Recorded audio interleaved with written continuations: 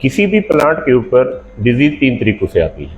सबसे पहले नंबर पे डिजीज सीड बॉर्न हो, सेकंड नंबर पे जर्मिनेशन के बाद प्लांट बॉडी का हिस्सा बने, और थर्ड नंबर पे किसी पैथोजन के अटैक की वजह से प्लांट के ऊपर अपीयर हो।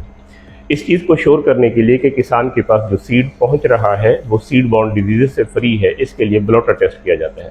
ब्लॉटर टेस्ट का तरीकाकार ये है कि स्टरलाइज एनवायरनमेंट के अंदर सीड की सरफेस स्टरलाइजेशन के बाद उसको पैटी डिशेस के अंदर ब्लॉटर के ऊपर प्लेस कर दिया जाता है और 7 दिन के लिए उसे गिवन टेम्परेचर और ह्यूमिडिटी पे इंक्यूबेट कर दिया जाता है।